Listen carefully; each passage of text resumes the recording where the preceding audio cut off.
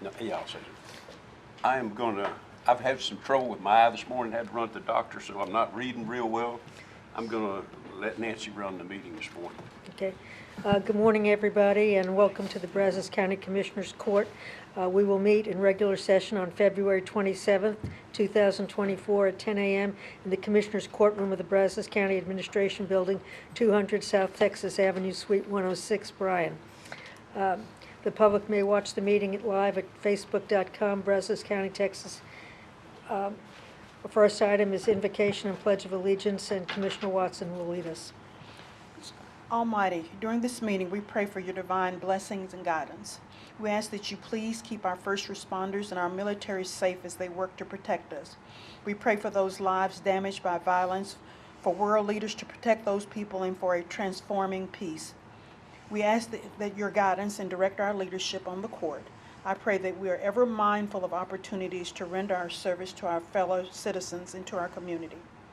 May we appreciate and use each day that comes to us. May we challenge and give our best always. May we be assured of your presence with us. And as spring is springing, we don't know what that means, but let us hope for a season of optimism, hope, and a not very hot summer. Amen. Amen. Amen. Thank you, Commissioner. I Pledge allegiance to the flag of the United States of America and to the republic for which it stands, one nation, under God, indivisible, with liberty and justice for all.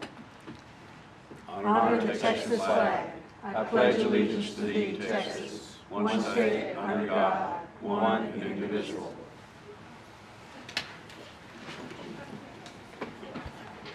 Thank you. Item number 2 is calling for citizens' input and/or concerns, and we have several people who wish to address us. Cindy Wiley.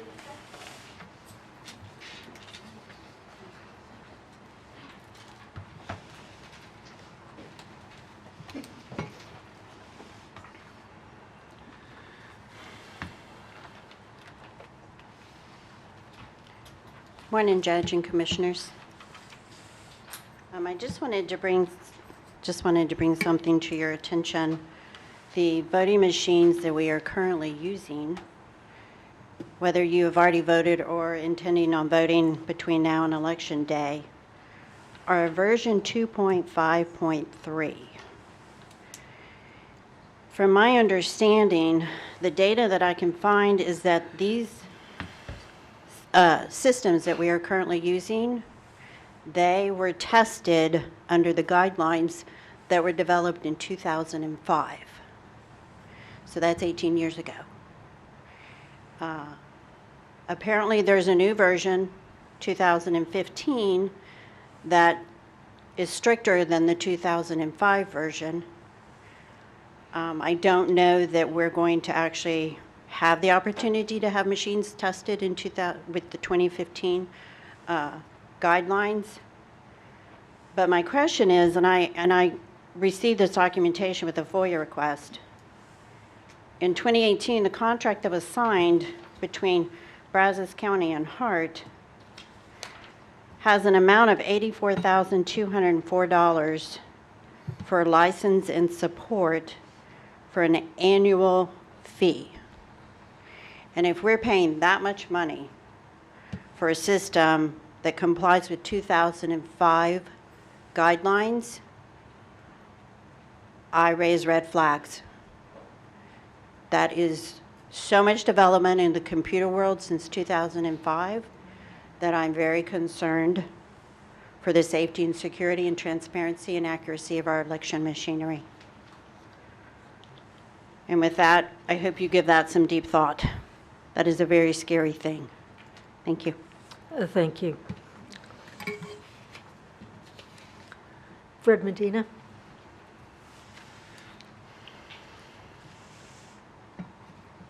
Commissioners, I rise first off to say, I understand there was, I rise for the Veterans Court. I understand, I haven't been to a few meetings. So as a citizen, I was wondering if we could have some input, maybe put it on the agenda to speak about what is the status of that so that the citizens can know. I'm very, as a veteran, very interested in that, very interested in mental health in general. So if we could have, I understand there was a commission made.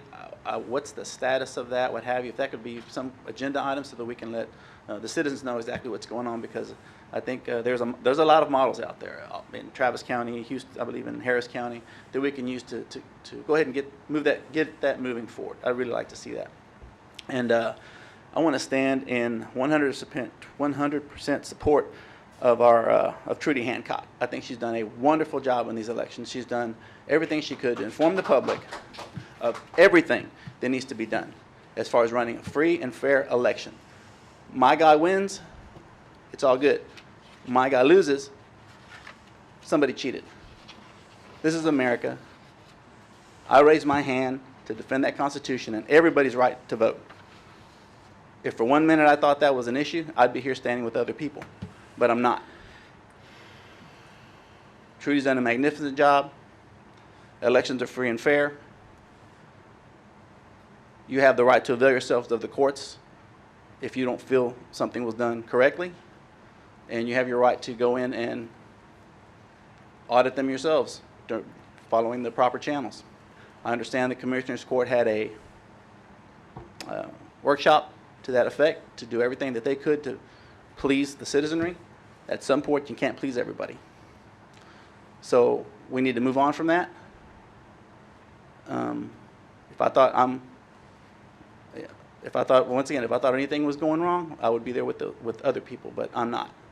Once again, I want to thank Trudy Hancock, and I think we should move on from that issue and get from more pressing issues that actually are a problem and not something just made up. Thank you. Susan Lucas?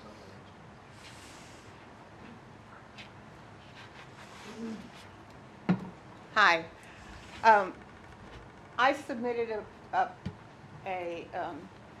public information request that took quite a while to get put into place because they had not printed the report off of the early voting machines.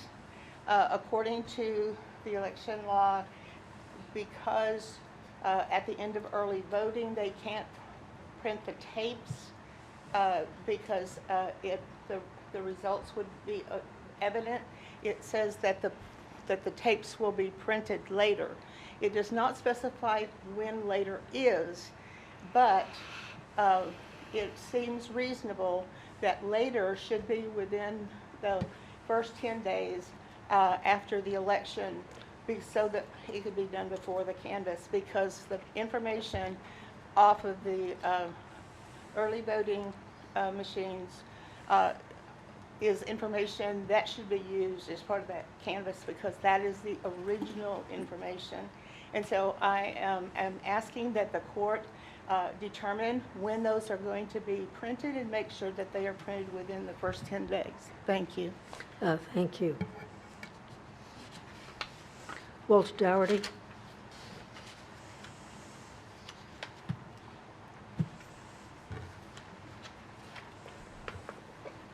Good morning, Judge and Commissioners.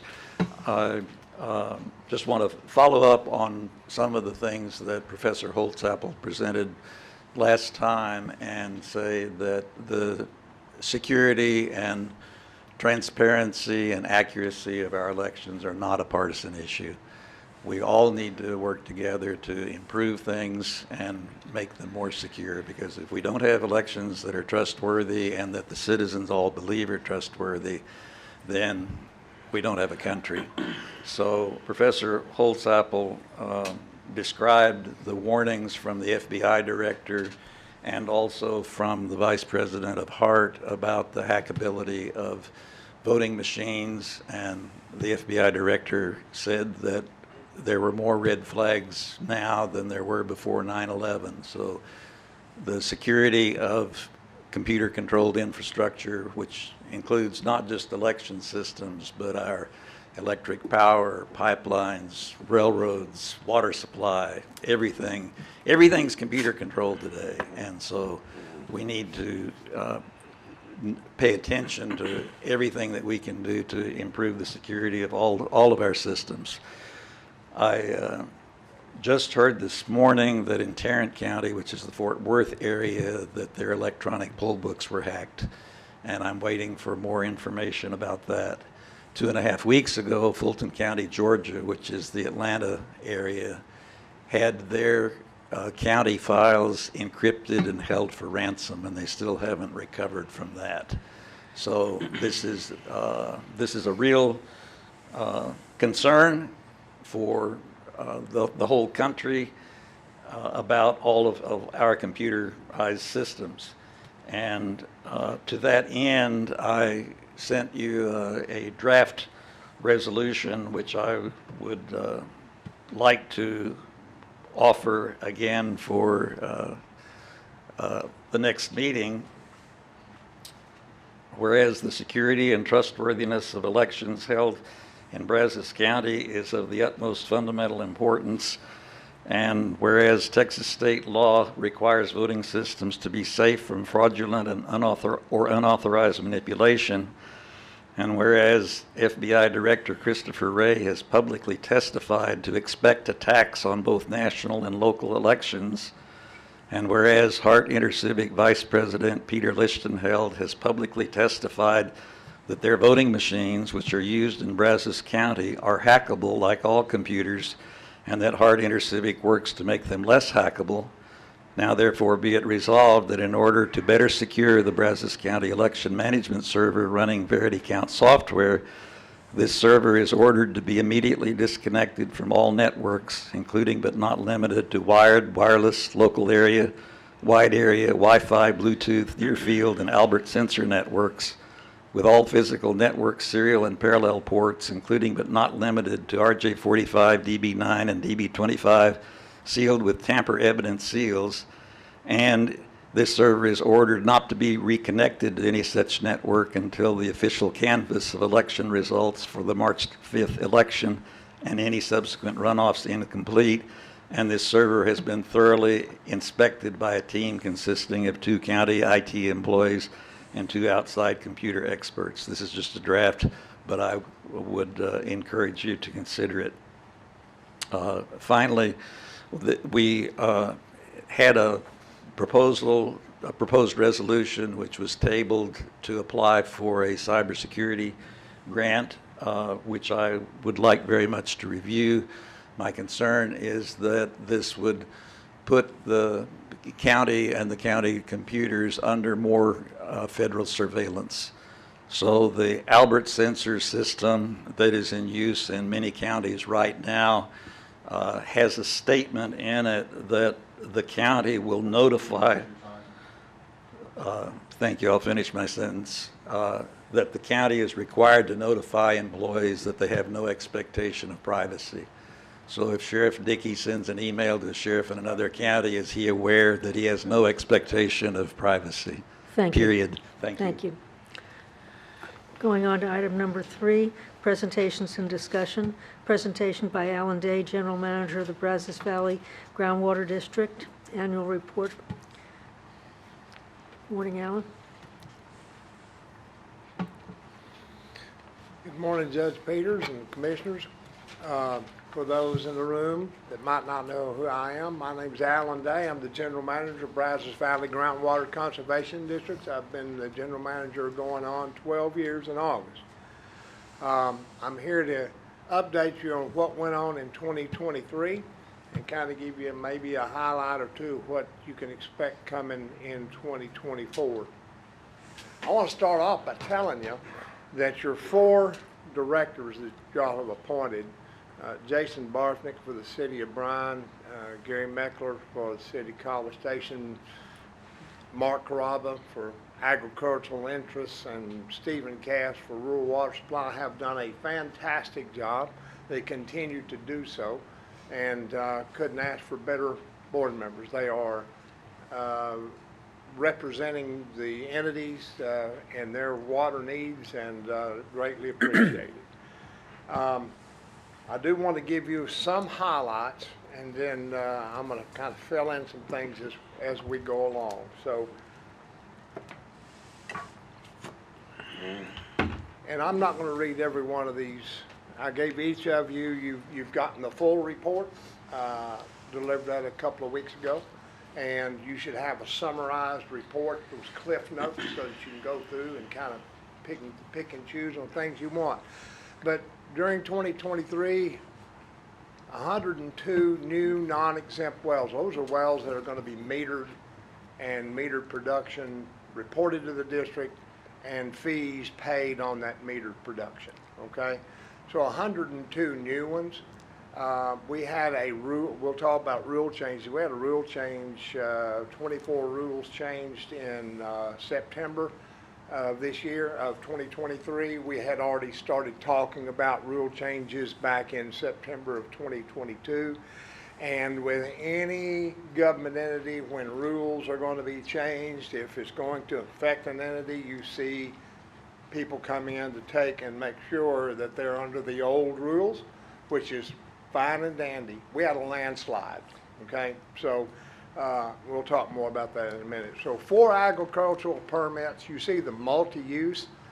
That's the landslide that happened for Simsboro wells, 86 wells for nearly 140,000 acre feet of production, permitted production. Rural water supply, they came in for 3 wells, and municipalities, Bryan College Station and the city of Calvert, the city of Hearn came in for a total of 9 wells. A total amount of non-exempt production that was permitted last year was approaching 165,000 acre feet. There's the breakdown by aquifer. You can see that it was primarily Simsboro, which is where Bryan College Station, Texas A&M, your rural water supplies, most are using Simsboro. Very productive aquifer and is very, very robust. So it was 156,510 acre feet just in the Simsboro. We did have 7,600 acre feet in the Carrizo, which is an aquifer that's just above that. That's the breakdown by aquifer. Metered production by aquifer. You can see these are metered wells, okay? Again, the Simsboro, we had nearly 55,000 acre feet, which was lower than it was last year by about 3,000 acre feet. 2022 summer was tough and lots of agricultural Simsboro, as well as a serious amount of municipal and rural water supply use that abated slightly during 2023 summer.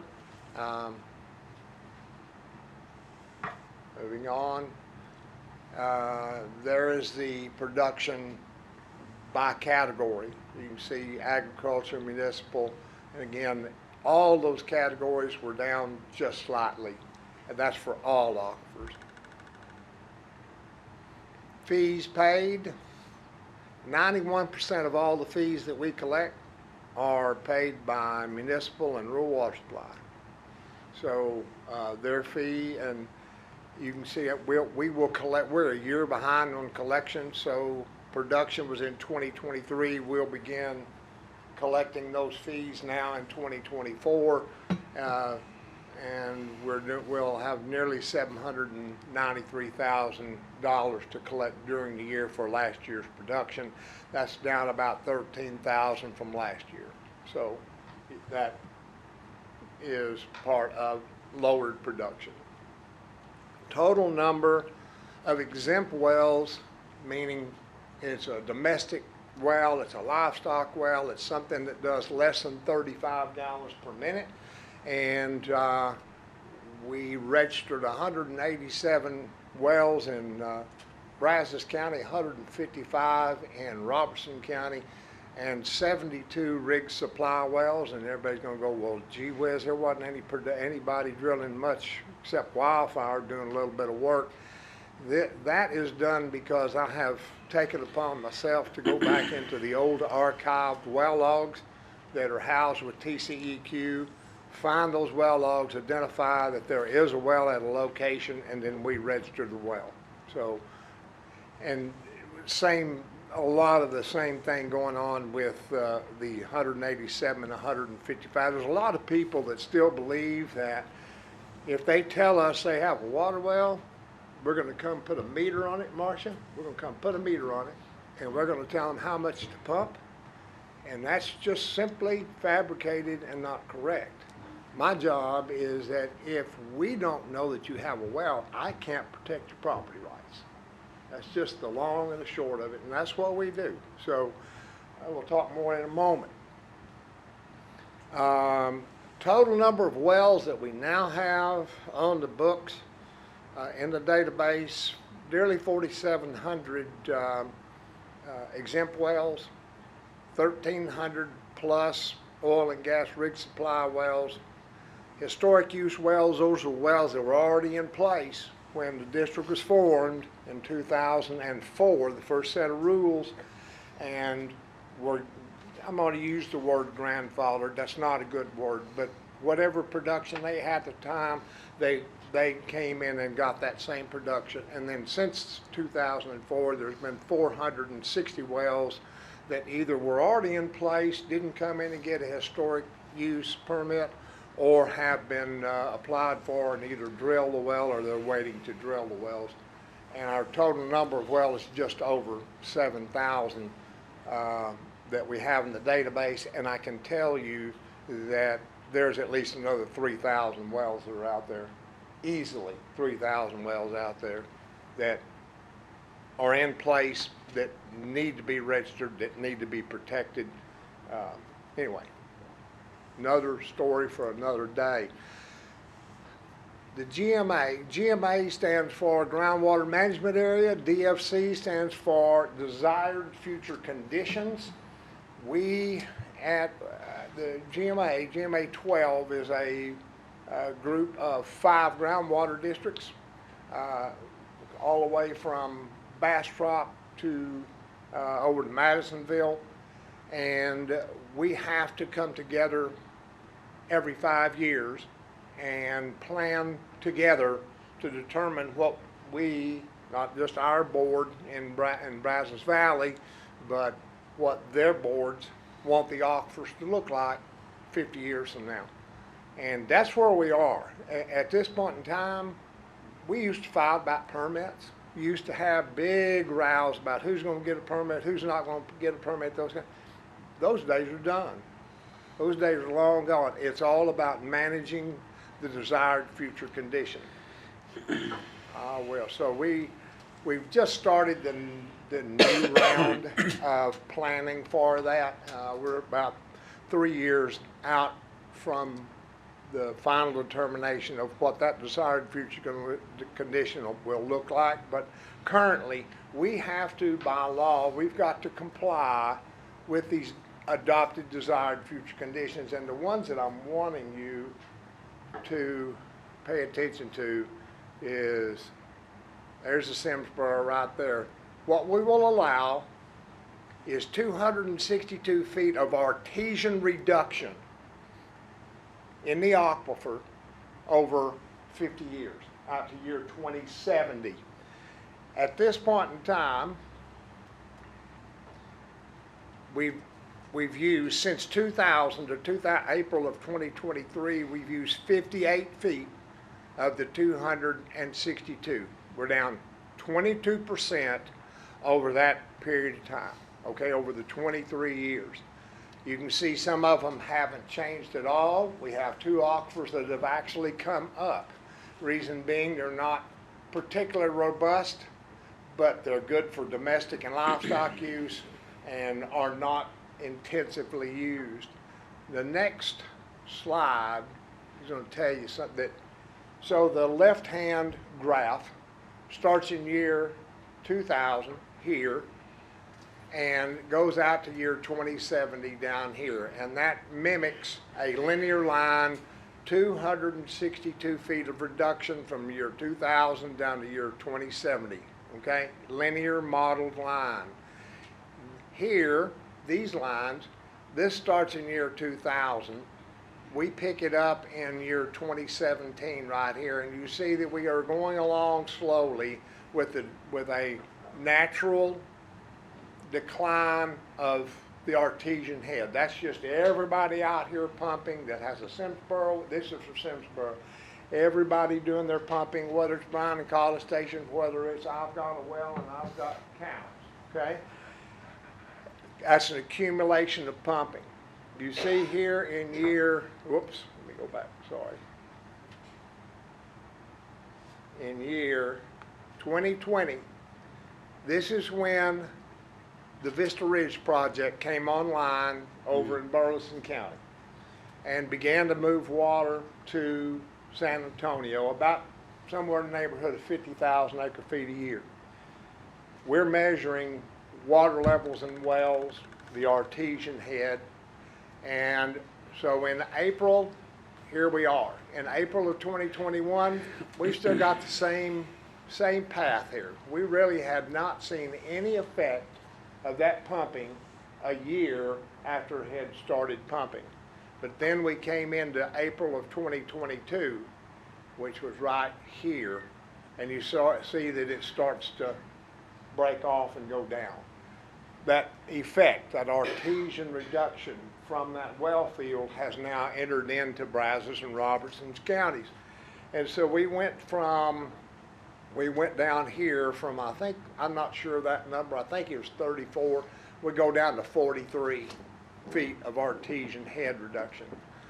This number is 58, that's what you saw in that chart, and 58, that's happened as of April of 2023.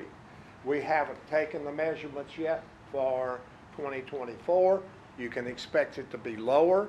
I think you're going to start to see this start to level out just a little bit, because we knew we were going to see this effect from Vista Ridge come in. Don't know that we thought it was going to be quite this much, but it's been exacerbated by the summers of 22 and the summers of 23, and everybody having to have those green lawns, and then we had farmers just needing, watering like crazy, just try to keep things going. So it was a perfect storm, but we're not going to be seeing this line here. The next time I come, don't expect that this line's going to come jumping up. That's not going to happen. It's going to continue over time. You see the trend here? It's important for everybody to understand the trend is down. We use more water than we recharge, okay? We monitored 222 wells in all 8 of our aquifers. You see the numbers of wells, and you see 81 Simsboro wells. These are wells we're going out to every 3 or 4 times a year. We're looking at these seasonally. We need to know, and there are certain wells that we have dedicated to be desired future condition wells. They don't ever change. Those are the ones that are going to stay there, and we're going to measure them, and we're going to make our determinations of where we are, okay? I can say that we're measuring an additional 300 Simsboro wells on an individual basis because of what we know is coming. Our fee structures did not change last year except for export. And you see down here at the bottom, this used to be 17 cents per 1,000 gallons produced minus the amount of water production fee by category. So it was about a little over 12 cents for exported water. Because of the legislature now let us move up to, and we've gone up. Boy, I don't do a very good job using the clicker, do I? There we go, right there. They've allowed us to move up to 20 cents per 1,000 gallons produced on water that's exported. That makes a big difference when we talk about mitigation. Education, we're fully back into the classroom. COVID kind of knocked that for a little while. We had a hard time getting back into the classroom, but we have a little over 6,000 students. We go into the classroom and actually are doing them 20, 25 kids at a time. 1 full-time staff member, and I've had to hire a part-time just to be able to get to everybody. I've not been able to get into the classroom much. We do water field days. We did one in Brazos County. We've done it in Robertson County. We also are back out at the Pizza Ranch, AgriLife Pizza Ranch. We did a management plan update this year. It's required every 5 years, and Took the year of 2023 to get it approved and ended up with final approval on December the 20th of this year. I don't know if anybody in here has ever heard of UW Brazos Valley Farms LLC, but they have production permits and transport permits to send water over into the Georgetown area of basically 50,000 acre feet. I've also got a number of transport permits sitting on my desk now to be made administratively complete that are just over another 54,000 acre feet. And then there's some other individuals that have the ability, that could be as much as 186,000 acre feet of water from the Simsboro that could get a transport permit. What I can say is no one should be concerned about the fact that anybody's getting a transport permit or a production permit, because the board by law has to enforce that desired future condition. And when desired future condition, when we get to 90% of that desired future condition, then it's basically all halt. It's basically, this is the amount of water that will be produced, and then there will become a time for curtailments.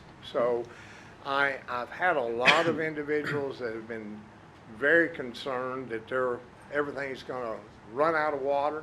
You're not going to run out of water, because this right here, we have a mitigation agreement with UW, and they will provide us 2.5 years before there's ever any transport. They're going to provide us $3.5 million up front, which will be credited back against their fees, their future export fees, for us to go in and drill new wells, lower pumps, upsize pumps. We've already got a list of about 300 Simsboro wells that we've completely vetted that list. We know the things that are going to probably need to be done to each of those wells.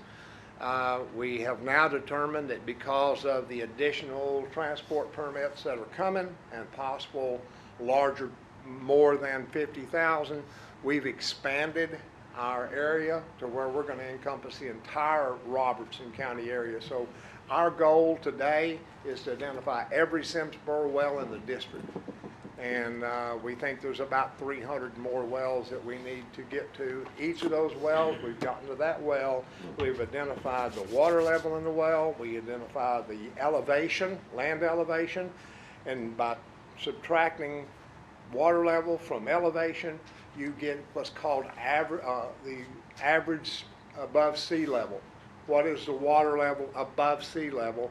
That allows us to put all wells oranges to oranges and apples to apples, so that it takes topography out and it allows us to properly manage. So I guess at the end of the day, I just want to make sure that everybody understands you've got 8 board members out here that understand that their job now, right now, is to solely manage those 8 aquifers to their desired future condition.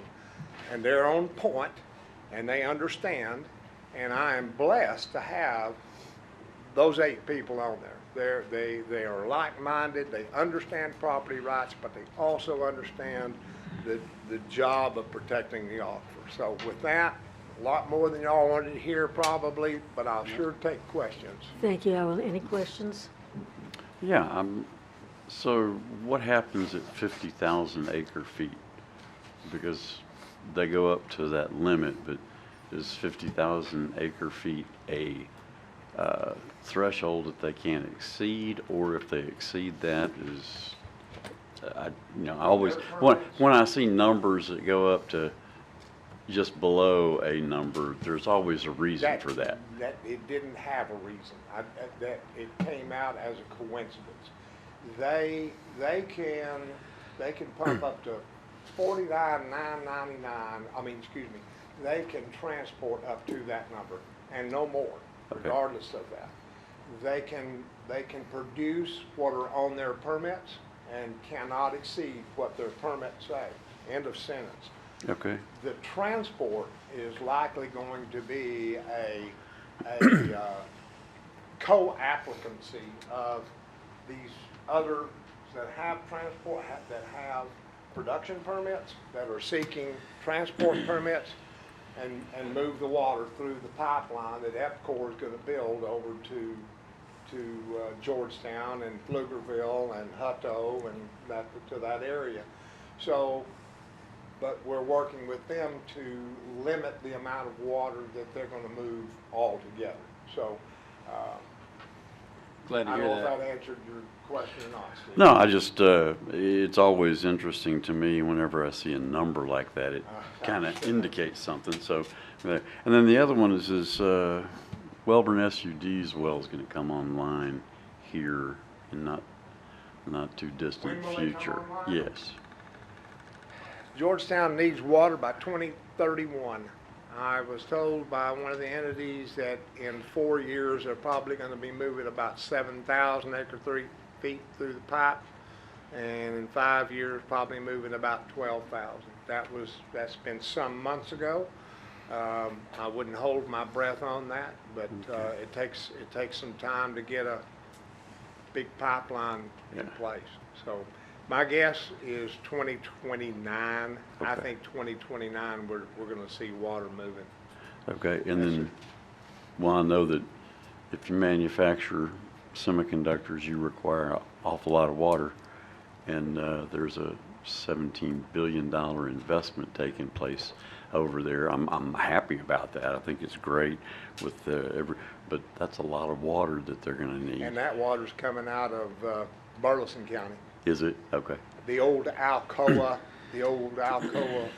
mine over there, Yes. SLR is in providing all the water to Samsung. Okay. Yeah, and the other one was I know that Welborn locally, rural water, Welborn SUD is getting ready to. Is there well online now? Or I know that they're still They have building. wells online, but they have 3 that have not been drilled. Okay. And I will say this, that we changed a lot of rules. We changed a lot of rules this year, and one of those was spacing of Simsboro wells Okay. and overlapping of footprints. So we spread it out so that you can't it's not as dense as it used to be. And we also gave entities no more than 5 years to drill a well. So all these wells that were applied for in September some of them had already been drilled. We already had some wells that had been drilled. We brought everybody to September 14th of 2023 and said, if you have not drilled your well on this date, you have a total of 5 years to drill the well. And that's under the old rules, Steve. And then if you don't drill by that date, if it's not complete, and we have a very specific definition of complete. If it is not complete on September the 13th of 2028, you get to reapply under the new rules. So Gotcha. you're going to see a lot of drilling activity. You're going to see a lot of these wells that are probably never going to be drilled. All right, and then there was I know that, was it Wixon Water that had some difficulty producing water for their demand, and it kind of had a little bit of a developmental crossover with the city of Bryan. Are they permitted, and are They're they? all good. They came in for another well. They got another well or another permit. They have plenty of permits to do the things they need to grow into their population. Everybody in Brazos County that I can tell, based upon projections of population, everybody is sitting well to be able to do what they do. The issue that you're going to hear is the water's going to be deeper. You've got wells that were drilled in the late 50s, 60s, and 70s that are telescoped. They're going to have to some of the wells may have to be completely re-drilled because of the construction that they had. They didn't anticipate in 50s and 60s and 70s there was going to be two big pipelines going to San Antonio and going to Georgetown. There was no anticipation of that. There's some technology now as far as equipment is concerned, high volume, high speed pumps that are smaller that can get down into some of these telescope wells. So we'll see some of that happening, I think. But I think everybody is situated, everybody's on point and paying attention to their needs, deepening pumps. 2022 really woke everybody up because the artesian head in the wells dropped, and the efficiency of their pumps, because it took more to get it to land surface. They can't get as much water to land surface, even though they couldn't turn their pumps off because of 2022 to lower anything. So in the winter 2022 going into 2023, there was a lot of upgrade done, and that it really situated them well for this past year. So everybody's understanding what's going on. Well, hopefully from Commissioner Watson's prayer earlier this morning, we'll have maybe we don't mind if it's hot, but if it's wet, that's better. That's true. We need some rain. For the summer. We need plenty of rain. Yeah, well, and I guess 2022, that was just demand. The demand just spiked, and Thank you, Alan. Appreciate it. Thank y'all so much. Appreciate all you do. Very good. Thank you. Okay, going on to agenda items 4 through 24. Number 4 is request from Information Technology Department for the following personnel change with effective date as of March 2nd, 2024. The requested change has no effect on the FY 2024 information technology budget. Move for approval A and B. second. Is there a second? Steve seconded. Any discussion? All in favor say aye. Aye. Opposed? Motion passes. Number 5, approval of following job descriptions. Move for approval A and B. Second? Any discussion? All in favor say aye. Aye. Motion passes. Number 6 is a resolution 24-008 authorizing the submission of a grant application for Brazos County Specialty Court. Move for approval. Second? Motion is second. Is there any discussion? All in favor say aye. Aye. Opposed? Motion carries. Number 7, approval to issue a Diners Club credit card to IT employee Amanda Adams with a limit of $5,000 for meeting the needs of the department's regular expenses. Move for approval. Second? We have a motion and a second. Any discussion? All in favor say aye. Aye. Opposed? Motion carries. Number 8, approval requested from Fleet Services for a payment authorization to Liberty Tire Recycling for recycled tires in the amount of $5,481.63. A purchase order was obtained in advance but exceeded the requested amount. Move for approval. Second? Any discussion? All in favor say aye. Aye. Motion carries. Number 9, permission to advertise an auction of surplus property. Make a motion, but with the correction of the auction dates from March the 8th to March the 22nd. Okay, with that correction, is there a... Move for approval. Second? Okay, so permission to advertise an auction of surplus property on March 22nd. March 8th through 22nd. I think it's changed from March 8th to March 22nd, but I'm not sure. That's Okay. what. So, move for approval for permission to advertise an auction of surplus property, moving the date from March 8th to March 22nd. Yep. That is the motion. Any discussion? All those in favor say aye. Aye. Opposed? Motion carries. Was there a second on Yes, Wanda. Okay. Number 10 is approval of interlocal cooperation contract for failure to appear program. Move for approval. Second? Okay. We have a motion, a second. Any discussion? All those in favor say aye. Aye. Opposed? Motion carries. Number 11, approval of amendment number 8 to the service agreement between TAMU Health Science Center and Brazos County with the acceptance of $10,000 in grant funds. Move for approval. Second? We have a motion and a second. Any discussion? All those in favor say aye. Aye. Opposed? Motion carries. Number 12, approval of amendment number 1 to CIP 22-575 Digital Evidence Management and Patrol refresh with Axon Enterprises, Inc.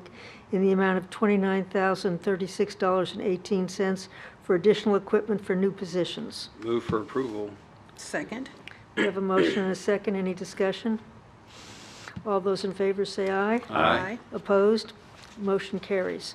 Number 13, approval of amendment number 1 to 23-086R, Merchant Services for Brazos County with NCR Payment Solutions, LLC, to extend the expiration date from February 28, 2024 to August 31st, 2024.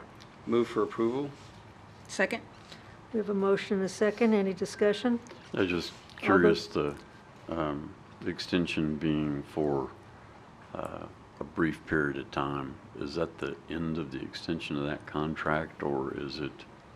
For 6 months, a 6 months extension.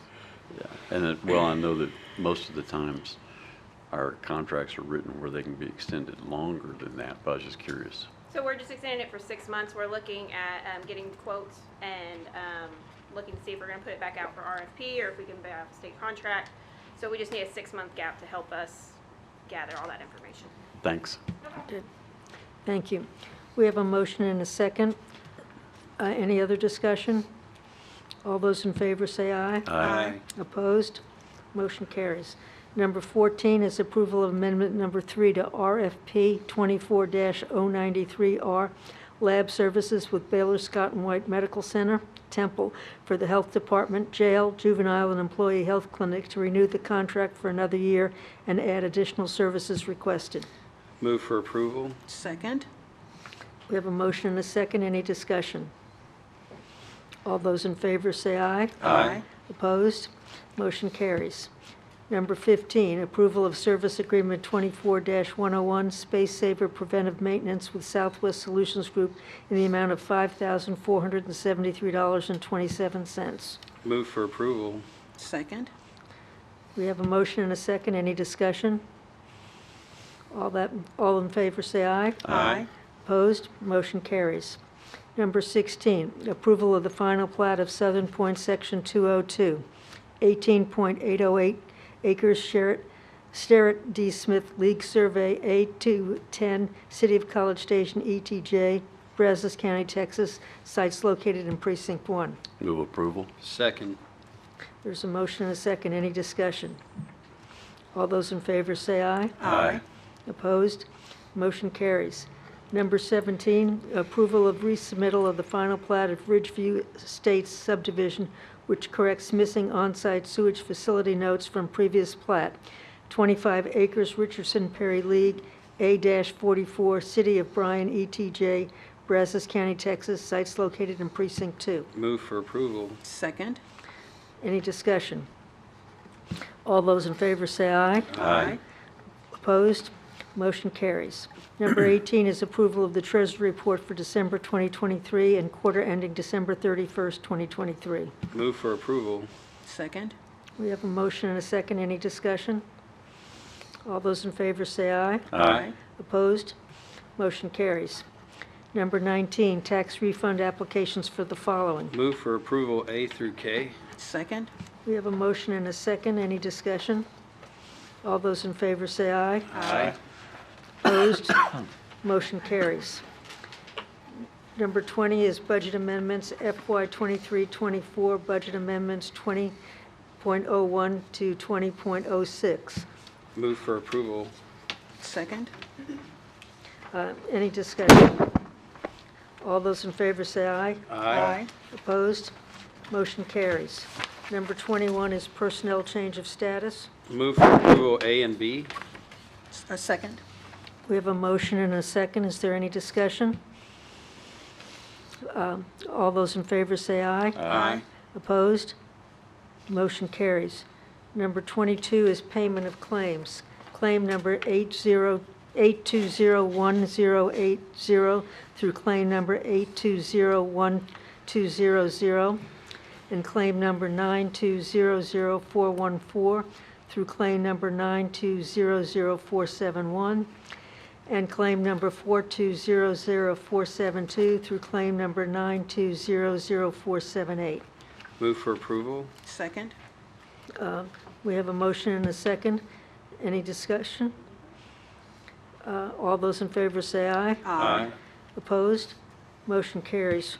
We'll move down to number 25, acknowledgment of FY 2023-24 budget to actuals by fund as of February 21st, 2024.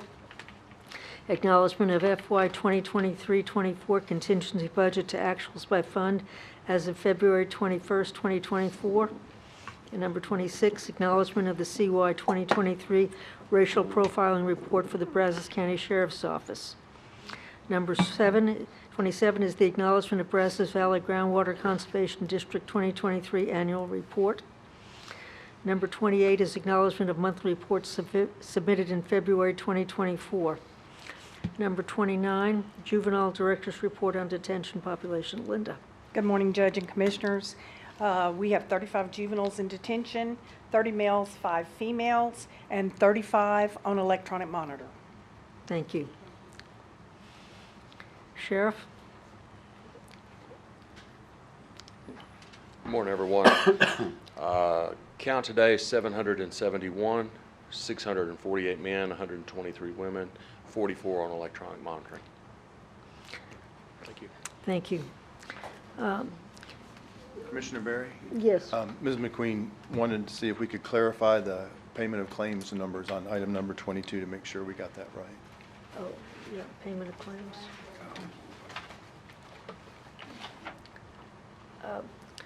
Claim number 8201080 through claim 8201200. Claim 9200414 through claim number 9200471. And claim number 9200472 through claim number 9200478. Thank you. Okay, thank you. Okay, do we have any announcement of interest items or possible future agenda items? Wixon Valley has their gumbo cook-off Saturday.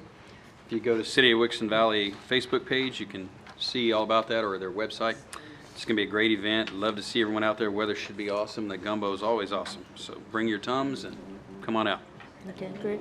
Early voting is on and continues through Friday, and Election Day is next Tuesday, so everyone take the opportunity to vote. Any other announcements? I have one more clarification. The auction of surplus items is it covers a period of time, and I think we maybe got that Okay, messed so we up. moved the date versus the Correct. time, So it's March 8th through the 23rd. 23rd? 22nd. 22nd. It was March 1st through 15th. Now it's March 8th through 22nd. Do you need Okay. a new motion on that, Bruce? Yes. Okay, a motion to approve, permission to advertise an auction of surplus property March 8th through March 22nd. Second? Okay, we have a motion and a second for that revision. All those in favor say aye. Aye. Opposed? Okay, thank you. We're going up to number 23, convene into executive session pursuant to Texas Government Code 551.074 to discuss the appointment, employment, evaluation, reassignment, or duties of the emergency management coordinator, and the time is 10:53. And what do we need in here? Commissioners, Cheryl, Jennifer? Michelle, Jennifer and attorneys and attorneys. and chief of staff. Yeah.